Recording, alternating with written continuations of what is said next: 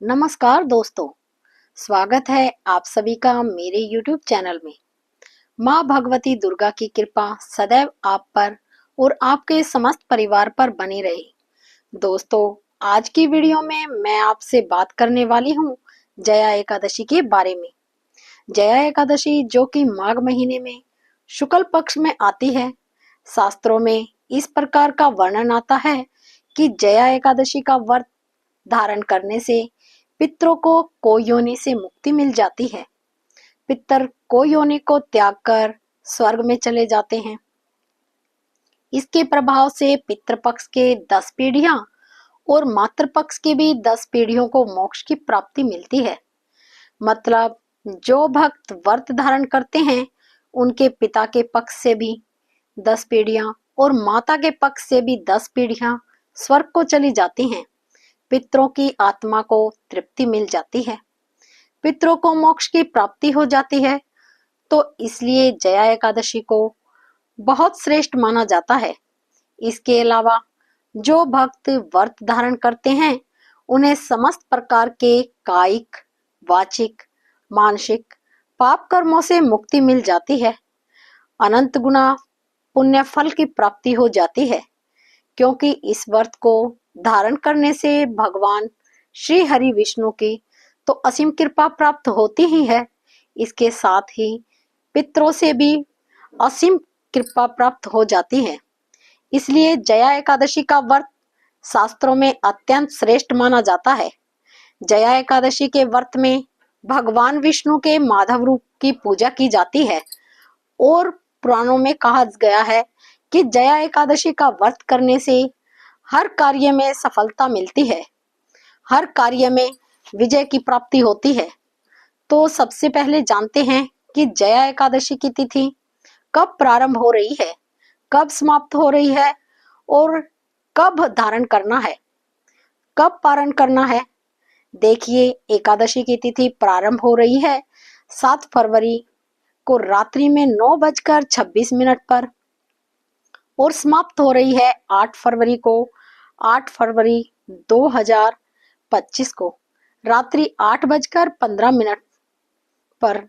तो सूर्य उदय कालीन तिथि में अनुसार 8 फरवरी 2025 शनिवार के दिन जया एकादशी का व्रत हम धारण करेंगे। जया एकादशी के दिन इस बार वैदर्ती योग और रवि योग का निर्माण हो रहा है। इस दौरान धर्म कर्म के जो कार्य किए जाते हैं उनको बहुत ही शुभ फल प्राप्त होता है। 8 फरवरी को सूर्योदय काल का समय सुबह 7:07 पर और सूर्यास्त का समय होगा शाम को 6:14 पर। एकादशी के दिन ब्रह्म मुहूर्त में स्नान करना चाहिए।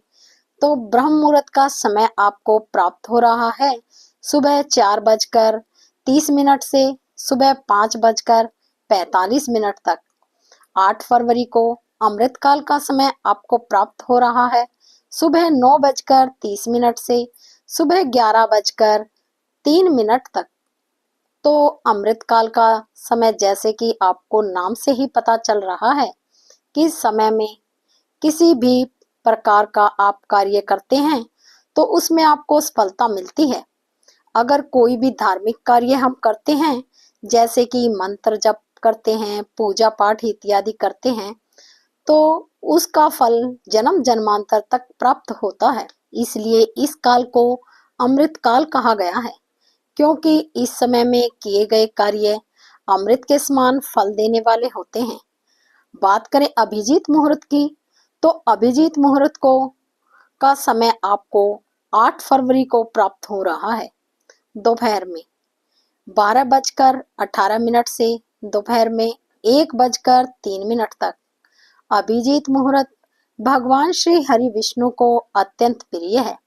इसलिए इस समय में आप कोई भी शुभ कार्य कर सकते हैं जिसका आपको बहुत अधिक शुभ फल प्राप्त होगा।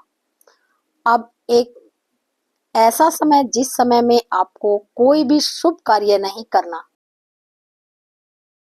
और वो राहु काल का समय, और 8 फरवरी को राहु काल का समय आपको प्राप्त हो रहा है सुबह 9:54 से सुबह 11:17 तक।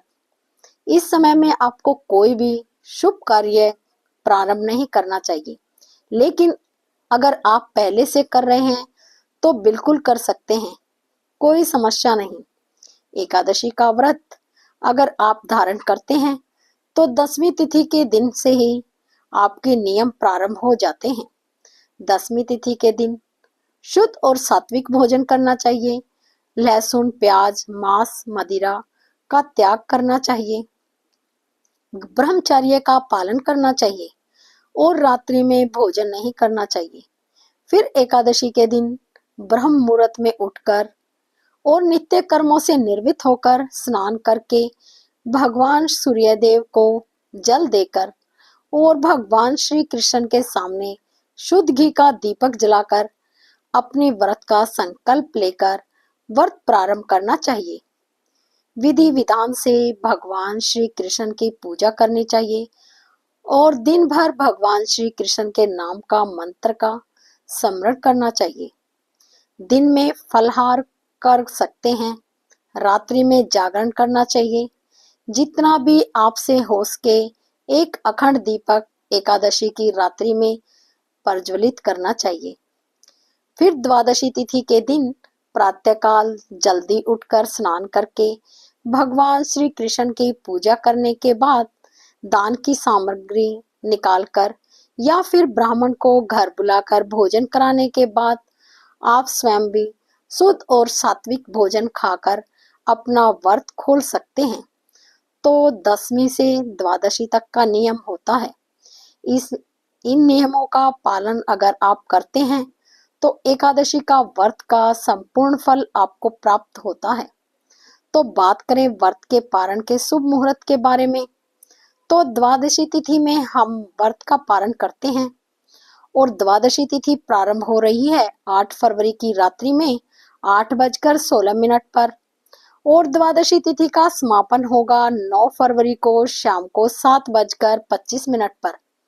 एकादशी व्रत का पारण हम करेंगे। एकादशी व्रत का पारण करेंगे रविवार के दिन 9 फरवरी 2025 को सुबह 7:07 से सुबह 9:30 तक एकादशी व्रत का पारण आप कर सकते हैं और पारण करते समय भी शुभ मुहूर्त का ध्यान जरूर रखना चाहिए, तभी हमें एकादशी व्रत का संपूर्ण फल प्राप्त होता है। इसलिए शुभ मुहूर्त का ध्यान जरूर रखें। तो उम्मीद करती हूँ कि मेरी यह जानकारी आपको पसंद आई होगी। अगर आपको यह जानकारी पसंद आए तो मेरे चैनल को लाइक और सब्सक्राइब अवश्य करें। जय श्री हरि विष्णु।